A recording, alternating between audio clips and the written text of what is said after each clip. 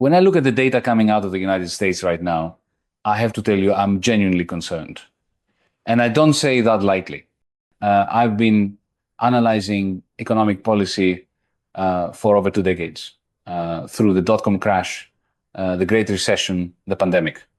I've seen administrations make mistakes, but what we're witnessing in 2025 is different. It's a textbook case of how not to manage an economy, and the consequences are unfolding faster than even I anticipated.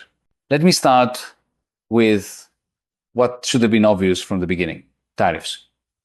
The Trump administration invoked emergency powers in April 2025 to impose a baseline 10% tariff on all countries, not just China, not just a few trading partners, every country. Then they layered on what they call reciprocal tariffs, higher rates on countries with which the United States has large trade deficits. The average effective tariff rate jumped from around 2.4% before Trump took office to nearly 18%. That's the highest level since the Great Depression. Now, I need you to understand something fundamental about tariffs. When politicians talk about them, they often frame them as taxes on foreign countries. We are making China pay, they say. But that's not how tariffs work.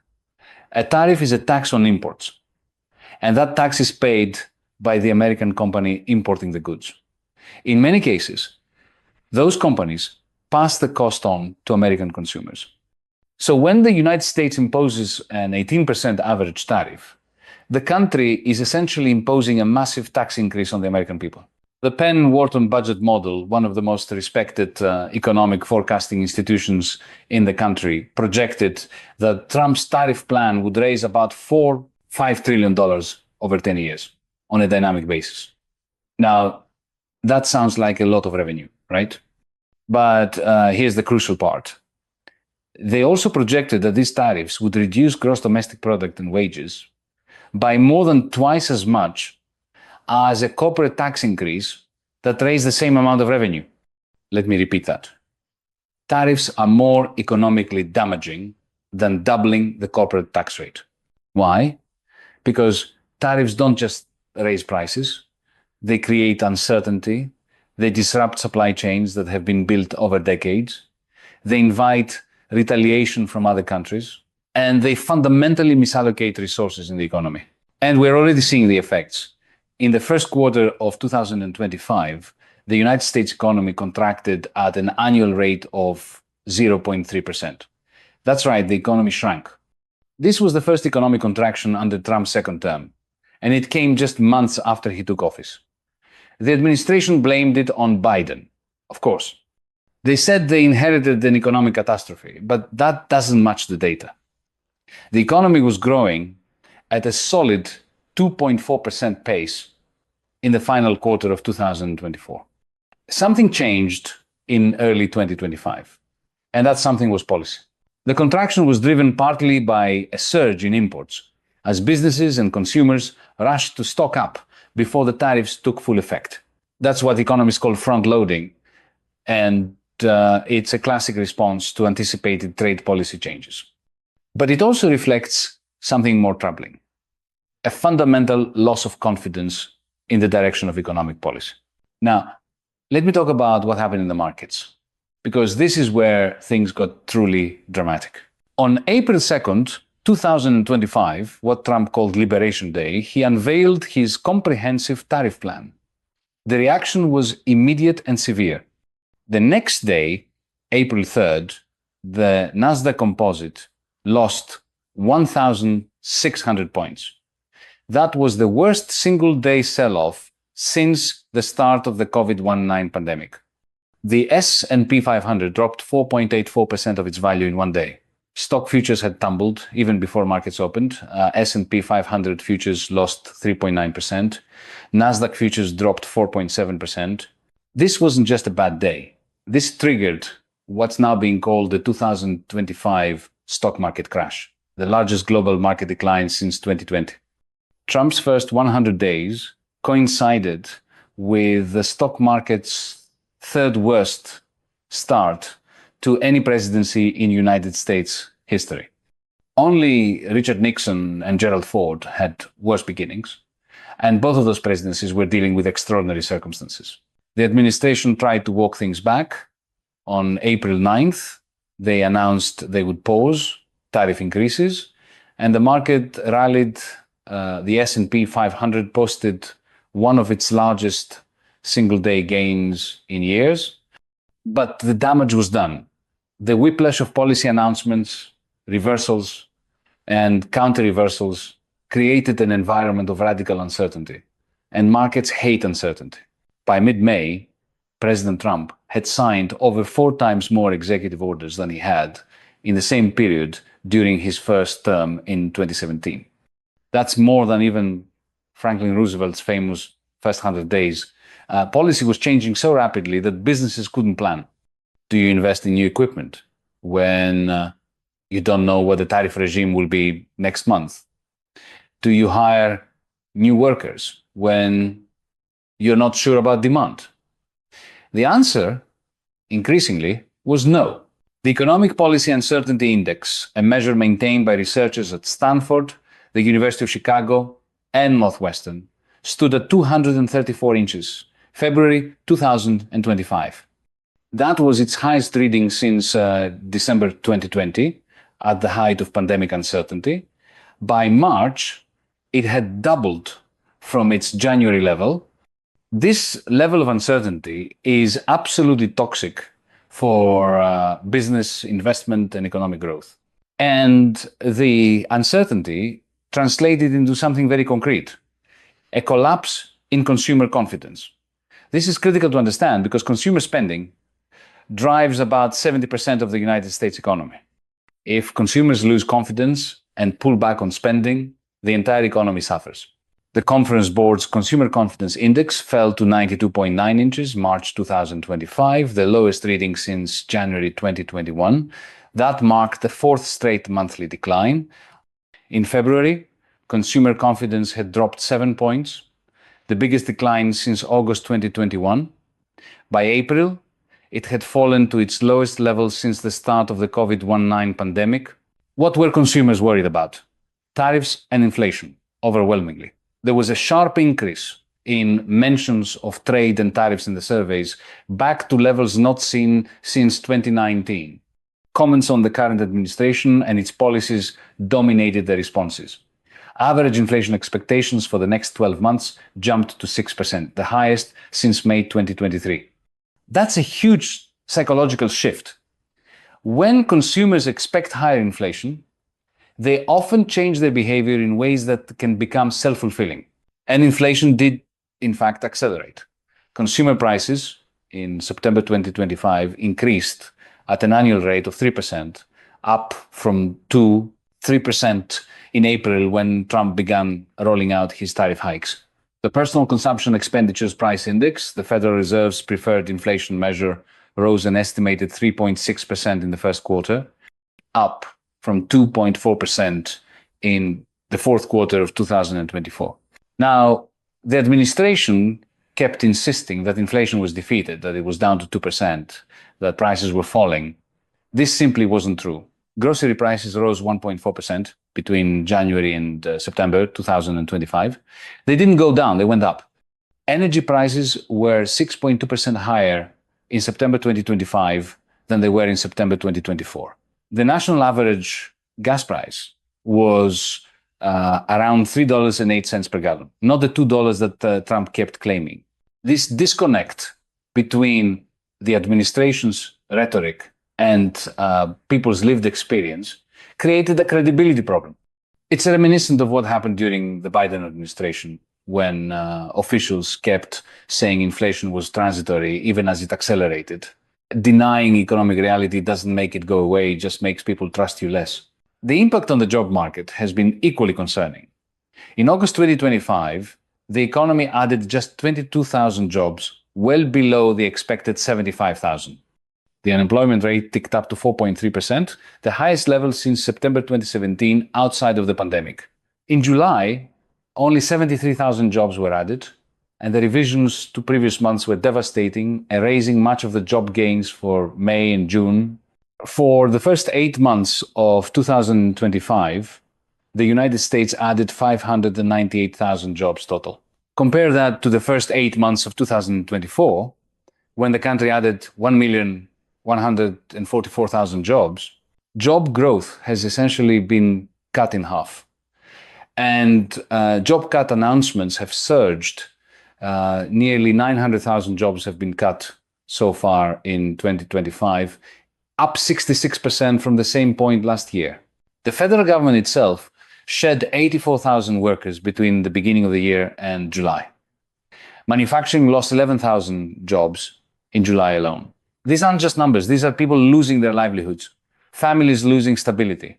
Trump fired the head of the Bureau of Labor Statistics in August, claiming the data was rigged to make him look bad. This was an extraordinary breach of norms. The Bureau of Labor Statistics is supposed to be non-partisan, insulated from political pressure, precisely so that the public and markets can trust the economic data. When you start firing statisticians for reporting inconvenient numbers, you undermine the entire system of economic measurement that markets and policymakers rely on. Now, let me connect all of this to the larger picture. What we're seeing is not a series of isolated problems. It's a syndrome, a collection of symptoms that point to a deeper pathology in economic policy. First, there is self-inflicted damage from tariffs that are economically inefficient and strategically questionable. Second, there is radical policy uncertainty that's freezing business investment and planning. Third, there is collapsing consumer confidence driven by real concerns about inflation and the economy.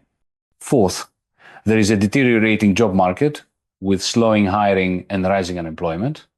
And fifth, there is an administration that's denying reality rather than addressing these problems. This combination is what economists worry about most, is how you can end up with stagflation, slow growth, or contraction, combined with elevated inflation.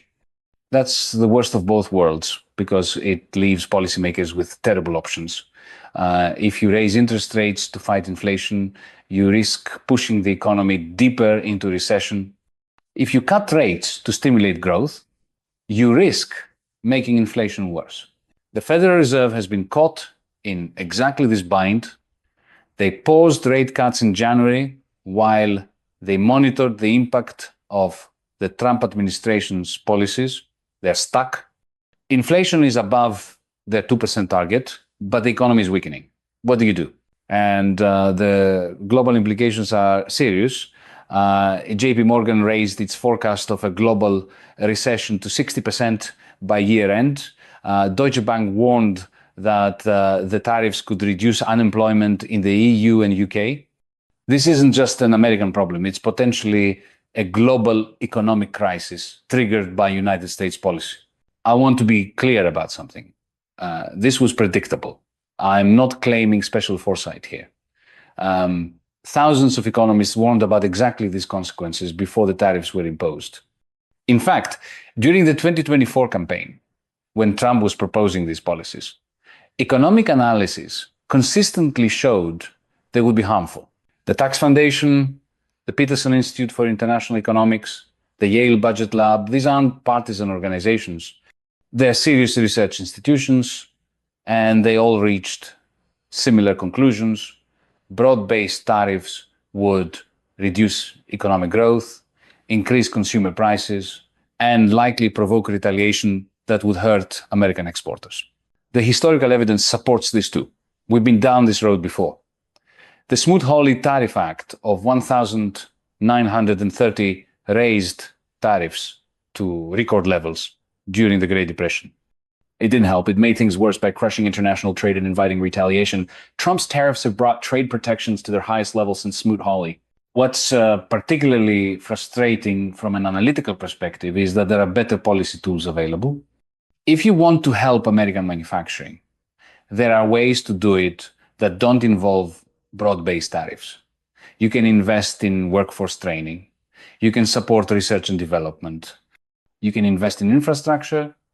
You can use targeted time-limited trade remedies in specific industries where there's genuine unfair competition. But blanket tariffs on everything from everywhere, that's not a precision tool. That's a sledgehammer. And you can't rebuild an economy with a sledgehammer. Now, what about the political consequences? Because economics doesn't exist in a vacuum. It shapes politics, and politics shapes economics. In November 2025, there were elections in Virginia, New Jersey, New York City, and California. Democrats swept these races. Voters overwhelmingly cited the economy as their top concern. This was a reversal from a year earlier when Trump won the presidency, partly on economic grounds. According to polling, about 61% of Americans say Trump's policies have worsened United States economic conditions. A CNN poll showed that 72% of Americans think the economy is in poor shape. These are devastating numbers. And they matter because they affect the administration's political capital and its ability to implement further policies. There's also a concerning pattern in how different demographic groups are being affected. Young workers, those aged 16 to 24, have seen their unemployment rate jump from 9% to 10.5% since Trump took office. Black unemployment has increased significantly. These are communities that Trump made gains with in the 2024 election, and they're being hit hard by his economic policies. The administration's response has been to double down on rhetoric rather than adjust policy. They keep insisting the economy is great, that inflation is defeated, that jobs are plentiful. But when your messaging diverges too far from people's experience, you lose credibility. And once you've lost credibility on the economy, it's very hard to get it back. Let me address something that supporters of these policies often say, that the country needs to give it time, that restructuring the economy takes years, that there will be short-term pain for long-term gain. I understand this argument, and it's true that some economic reforms require time to show results. But here's the problem. The administration hasn't articulated a coherent long-term strategy. If you're going to impose massive economic costs in the short term, you need to explain what the long-term benefits will be and how you'll get there. Will tariffs actually bring manufacturing back to the United States? The evidence so far suggests not. The cost of importing is often still more attractive than domestic production, even with tariffs. Meanwhile, businesses are delaying investment because they don't know if the tariffs will still be in place next year. Moreover, some of the damage being done is not easily reversible. When you disrupt long-established supply chains, companies find new suppliers, maybe in Vietnam, maybe in India, maybe somewhere else, but they don't necessarily come back to the United States. When consumer confidence collapses, it can take years to rebuild. When you fire the head of a statistical agency for political reasons, you undermine trust in institutions that took decades to build. There's also a question of opportunity cost. The United States economy faces real challenges: an aging population, rising healthcare costs, infrastructure needs, the transition to clean energy, maintaining technological leadership. These require sustained investment and smart policy. Instead, we're in a self-created crisis over tariffs that most economists think are counterproductive. What keeps me up at night is the scenario modeling we've done. If these tariffs remain in place at current levels, recession is not just possible, it's probable. Multiple forecasters have put the probability at 40% to 60% over the next year. That's extraordinarily high for a recession that's purely policy-induced rather than the result of a financial crisis or external shock. And if the United States does enter a recession, what are the tools to respond? Normally, the Federal Reserve would cut interest rates aggressively, but if inflation is still elevated because of tariffs, they can't do that without risking an inflation spiral. Normally, Congress would pass fiscal stimulus. But with massive tax cuts already on the table and concerns about the deficit, that becomes politically difficult. We could end up in a situation where the economy is contracting, Unemployment is rising, but policymakers have limited ability to respond because inflation is still too high. That's a nightmare scenario, and it's increasingly plausible. I also worry about the international architecture. The post-World War II economic order was built on certain principles: rules-based trade, multilateral institutions, the idea that countries benefit from cooperation rather than zero-sum competition. That order wasn't perfect, but it contributed to unprecedented global prosperity. When the United States, the anchor of that system, starts engaging in arbitrary tariff wars, it undermines the entire structure. Other countries are responding. The European Union has talked about retaliation. China has imposed counter tariffs. Canada and Mexico, despite being paused temporarily, are preparing their own measures.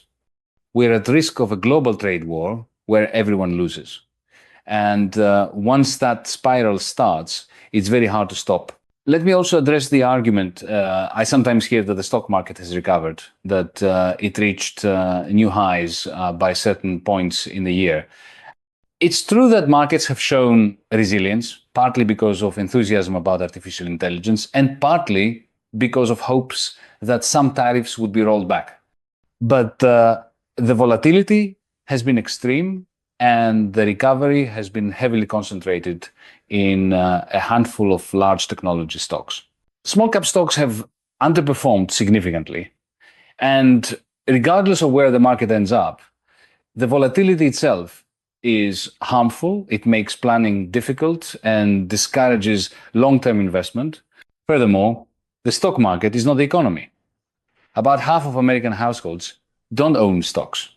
For many people, what matters is whether they have a job, whether prices at the grocery store are going up, whether they can afford rent or a mortgage. On those measures, the picture is much grimmer. So where does this go from here? I think there are a few possible paths, and the administration's choices over the next few months will be critical.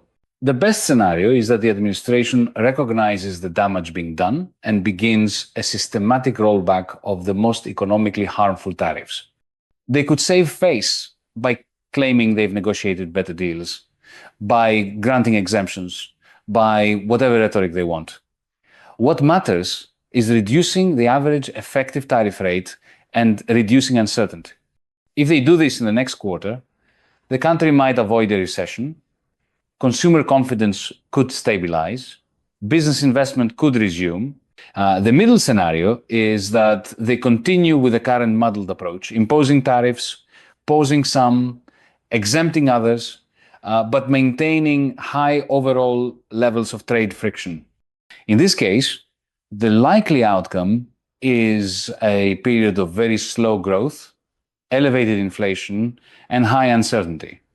Not a catastrophic recession, but what economists sometimes call a growth recession, where the economy technically expands, but so slowly that it feels like a recession to most people. Unemployment would gradually drift higher, perhaps to 5% or 5.5%. The worst scenario is that the administration escalates.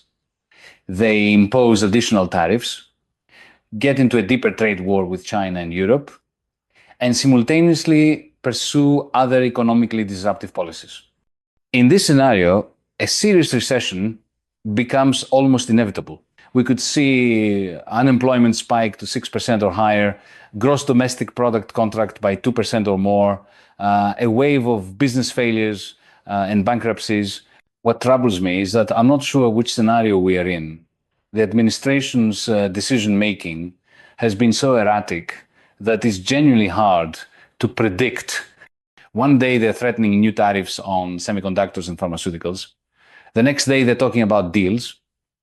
One day Trump is saying the economy is perfect. The next day his advisors are acknowledging challenges. This lack of clarity is itself a problem. Effective economic policy requires clear communication.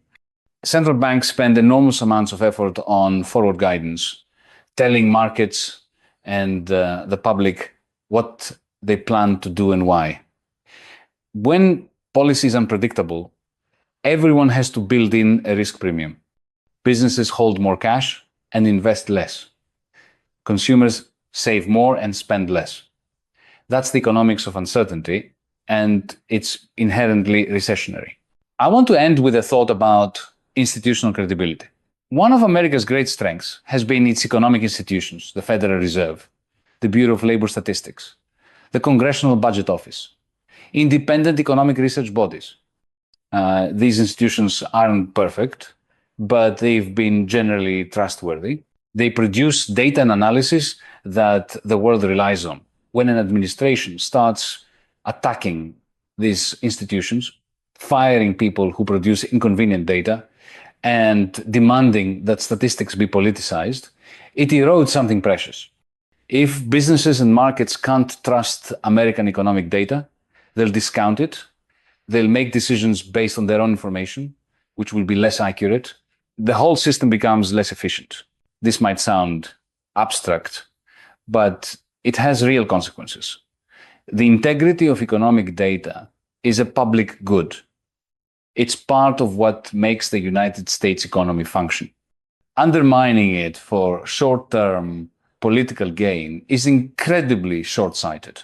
Looking at all of this, the contraction in Q1, the stock market crash, the surge in inflation, the collapse in consumer confidence, the deteriorating job market, the self-inflicted damage from tariffs, the policy uncertainty, the attacks on institutions. I come back to my opening statement. This is concerning. It's more than concerning. It's a case study in how economic policy can go badly wrong and quickly. I've seen administrations make mistakes before, but I've rarely seen an administration make so many mistakes simultaneously with such apparent disregard for mainstream economic analysis. And I've never seen an administration so unwilling to adjust, of course, when the negative consequences become clear. The economy is remarkably resilient, and it's possible we'll muddle through this. There are still strong fundamentals: technological innovation, a skilled workforce, deep capital markets, the rule of law.